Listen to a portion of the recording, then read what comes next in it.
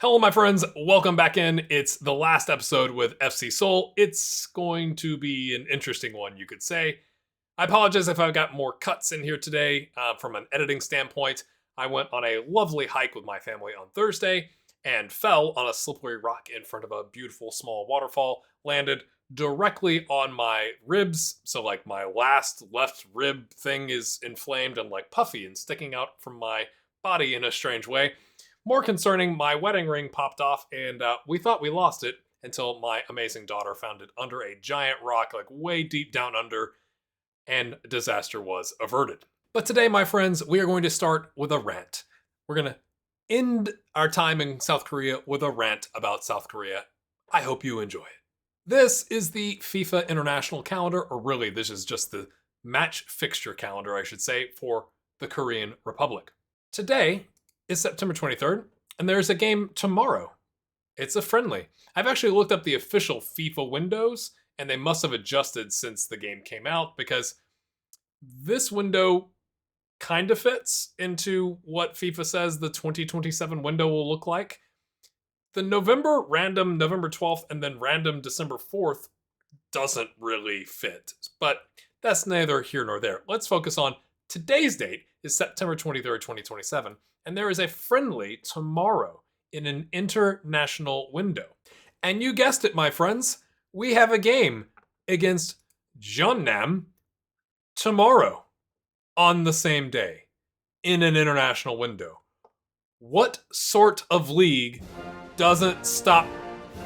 Oh, right. You know, I looked up Jeonnam Dragons at one point and thought that might be an interesting club to do a save with because they have a kind of an interesting history, but I don't think I can survive this league again. You can tell we've been on a good run. We've drawn Perth Glory, Kichi, and Kawasaki F in the AFC Champions League. We have the KFA Cup final. It's a two-legged final, which I guess is to reward the fans of both teams. But back to this game tomorrow, you'll note we have a problem. Our starting goalkeeper, two of our starting center backs and the third rotational option center back, and Kim Joo-hyun, who has kind of taken over the ball-winning midfielder job from Marco Antonio because we've been rotating in foreign players, and if I'm not starting him, then Kim Joo-hyun has got 17 starts and 7 subs and is actually quite good, even though we're training him as a ball-winning or ball-playing defender, is pretty good as a ball-winning midfielder too. But I digress. You'll note we have lost all of those players, as well as Kim Dong-woon, who is just a right winger, but, you know, could help fill out the bench. Our backup goalkeeper tore his hamstring, so we don't have him. The only other backup the club has, and you might be like, you know, the guy in the hot dog suit, I think is the meme going like, we should find who's responsible for this, looking at ourselves here. But the only other backup goalkeeper the club has is a Chinese goalkeeper who you can't register for the competition. And so I have questions about why we have, I think it's more than one. Is it more than one? Yes, two Chinese players, but at least one of them is not a goalkeeper, I guess. You can't register them. So we have no goalkeeper for this game, and pretty much our entire defensive structure is missing as well. Going back a month in time, we offered Cvetkovic a new contract because his original contract had a 1.25 million release clause, and some Serbian club was sniffing around and he was saying he wasn't interested, but it's one of those things where you just can't afford to lose the player. Our only other real striker at the club is Cho Young-wook, who is still kind of getting over me taking the captaincy away from him, and he's now, depending on who you ask, a 2.5-star player. And it would be very close to the end of the window, if not past the window by the time the deal went through. So in somewhat of a panic, we took Cvetkovic from 9.75k to 23.5. That's like a 150% raise. And all we got out of it was increasing the release cost to 2.5 million. So we gave him a 150% raise and then got a 100% increase in the release clause. I guess that's a good deal. I just wanted to finish the season strong with the club because after that, I'm not going to be here, not my problem, and maybe we can come in for him later. Who knows? What I failed to remember in this moment when I did this is that James McAtee has a clause that says he'll match the highest wages of the highest earner at the club. So we kind of got double whammied on that one. Oh well. So hopping us forward here, we lost that game against Jeonnam 5-1 because we had to use one of those grayed out player names as a goalkeeper. And I used to think those came with attributes, but maybe it's the skin I'm using, maybe it's a glitch, maybe it's just how it works now. No attributes. Essentially, we just put a dude from the stands in at goal. I probably would have been better playing like one of our leftover youth prospects, but you can't play them if they're not on a professional contract. So there's really nothing we could do. 5-1. We give up a quad, a first half hat trick, and then a 72nd fourth goal for Joaquin Zeballos, who, my friends, had 2 goals coming into the game. That's how it went. When your entire, essentially, backline and starting goalkeeper are gone, that's what happens. We did bounce back against Seongnam and win 6-1. Chongwook getting a goal, McAtee getting a brace, Hernandez getting a goal, Svetkovic getting a brace, including a penalty. He does tend to get a lot of penalties, so maybe we've overpaid a bit. He's got 9 of his 10 penalties have gone in of his 20 goals. Oh well, it's too late. We've already paid him. So that surprisingly left us 4 points clear at the top going into the final run-in. I once again forgot that the league splits at the very end of the season and started really being upset about the whole FIFA friendly and not taking a break for that because it really did cost us. But then it's like, okay, well, let's go finish the job. Now we did have some exciting results along the way. We beat Daegu in the 2-legged cup final, so we get another piece of silverware in both the club's trophy cabinet and onto our manager timeline. Svetkovic getting another penalty. I don't know what the deal is there. Maybe it's that we play tiki-taka and we get a lot of people forward and we're passing it around in the box and then someone goes down. I'm not sure how the rest of the league feels about us constantly falling over, but maybe that's just the tiki-taka thing. Maybe? Let me know in the comments. I was most pleased that we beat Kawasaki F away from home with a 3-goal in 27 minutes performance. Not bad. Everybody getting involved. They did score in the 4th minute, so it was kind of like immediately start panicking, going like, oh my gosh, we're not even 4 whole minutes into the match and we've conceded. But then we came right back and bang, bang, bang, scored 3, and then they didn't do anything the rest of the game.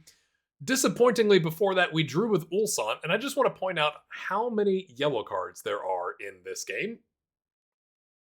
But the split in the league starts out very disappointingly. So we draw with Ulsan, who I think at the time are in 3rd place. We get that draw, and then it is fixture congestion is what I kind of, in my head, go like, okay, we play on the 16th Ulsan, the 20th we travel to Japan, the 24th we are back, but not at home, to Jeonbuk, and then we lose 2-1 in a game where they scored twice early, and we essentially did nothing, and I kind of had to like throw some stuff at the wall to get the goal from James McAtee, but they were in 2nd at that point, and so it's like, of the games, we are 2 games into this split, and we've drawn 1 and lost 1. That's not ideal. Ignore the Kawasaki result. That just is not great. So after we beat Gimcheon 3-0, we are away to Jeju. It is the 92nd minute, 91:31 on the clock, 0-0. Both teams have created essentially nothing. I think we end the game with like a 0.5 XG or something like that. They are in the tangerine color here. We are in the red and black stripes. They come down. Kim Tae-hwan off of the elbow of Alex Murphy, which I think would have been a handball, deflects, and they end up winning 1-0. This team is in like, I don't know, 5th place at that point in the split. Absolutely devastating blow. And we played like a full-strength squad. It wasn't like we were pulling any punches. We have had a bit of an injury crisis, which we'll come to. But still, 3-4, 1-2. We were overlapping on the wingbacks or underlapping on one side and overlapping on the other to try and overwhelm their wingbacks. Nothing worked. So that leaves us 1 point behind Ulsan, which actually surprised me because I thought Jeonbuk would have been the team that has, risen to the top. They were our closest competition, and for a good chunk of the league phase, were at the top. But it's Ulsan at the last second taking a 1-point lead. I just look at like 47 goal difference versus Jeju's 14. And that's after they beat us. So we come into the last game of the season against Pahang with work to do. We not only need to win, we need help from elsewhere. We take a nice, easy 2-0 brace from Cho Young-wook into the 68th minute. But in the 69th minute, this happens with our experienced Brazilian midfielder.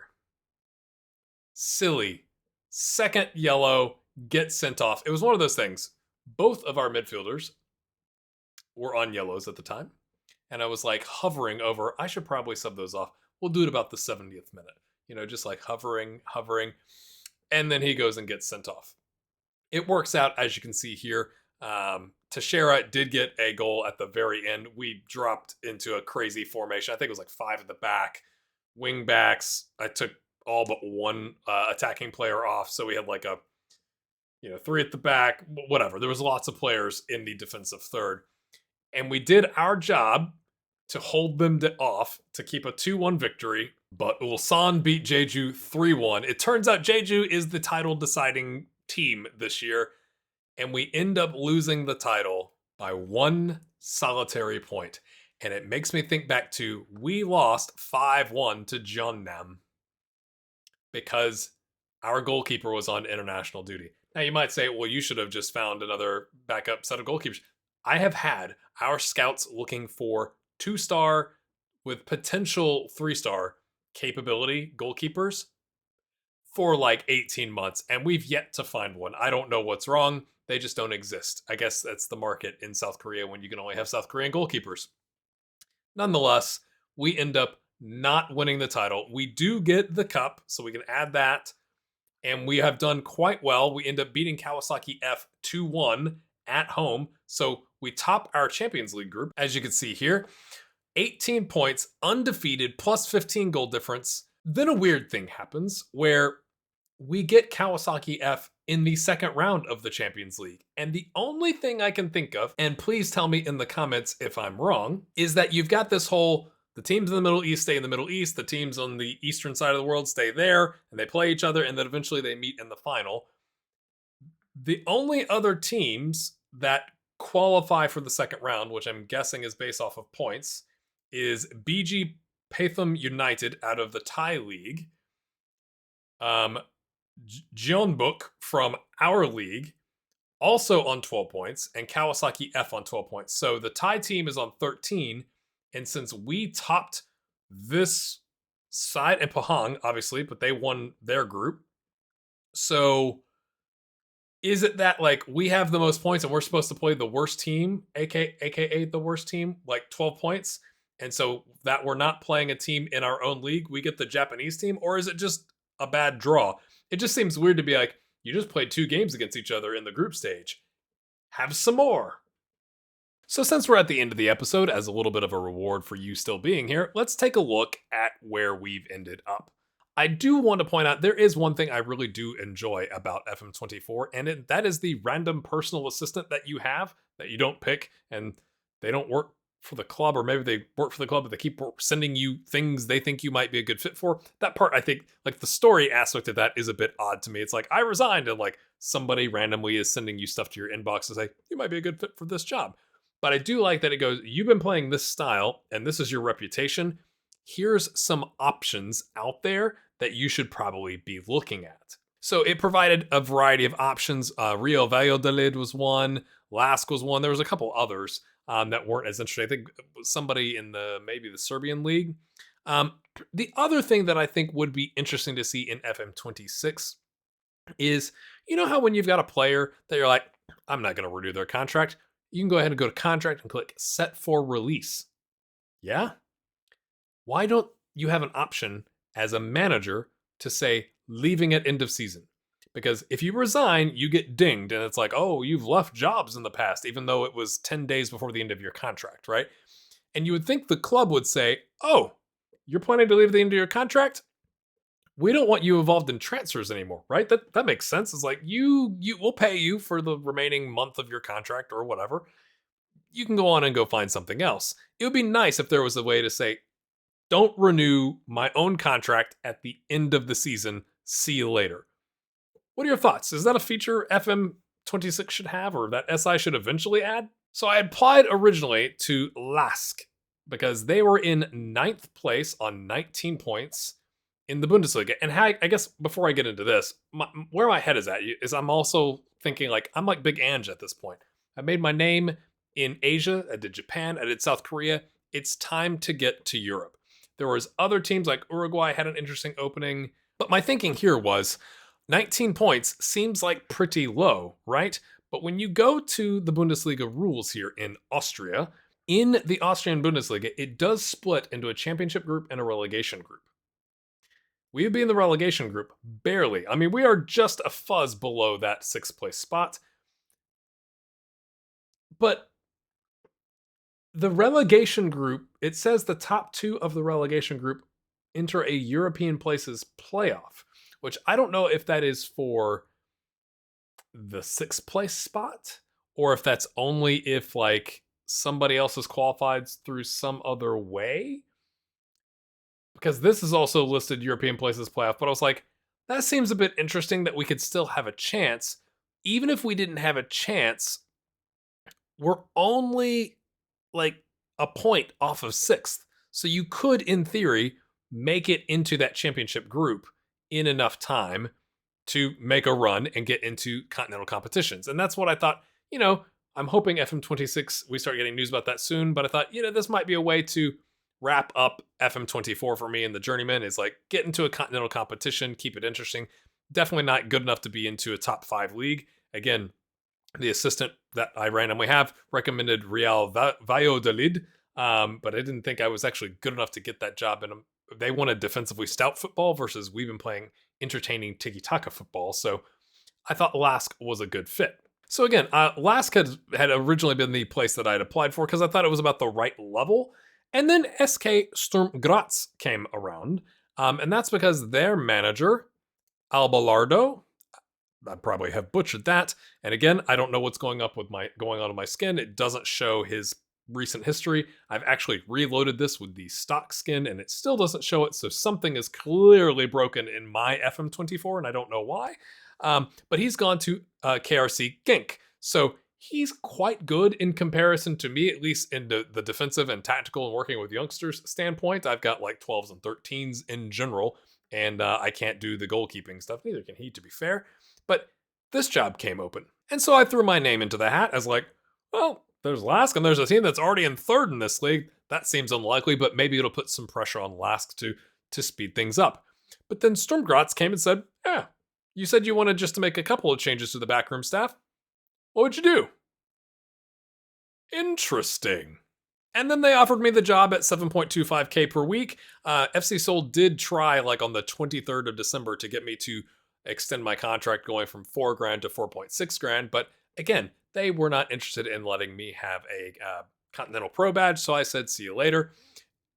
Sturm Graz also is not really interested in me having a Continental Pro, but at least it's moving clubs. And from what I can tell, there isn't this foreign player shenanigans. I looked at the rules, but we'll take a look at it in the next episode. So this is where we're going. The transfer budget, you'll note 825 is lower than what we were getting at FC Seoul, but we are in the January window. I don't know if they've bought any players or what's going on there, but the wage budget is about 150 grand higher than it was at Seoul. So that's where we're at, my friends. If you've enjoyed this, please hit the like button. I'm going to do my darndest best to get the first episode with Sturm Graz out 2 days from now so that I missed having 2 episodes this week. We'll make up for that by having one on the Saturday. First episode of a new club and a journeyman. Likes and comments are really helpful with that. If you made it to the end of the episode, you can just leave a comment that says, hey, I saw you at the end of the episode, or something maybe more entertaining than that. But I really do appreciate you sticking with me. More soon on a variety of fronts, and we'll see you in Austria.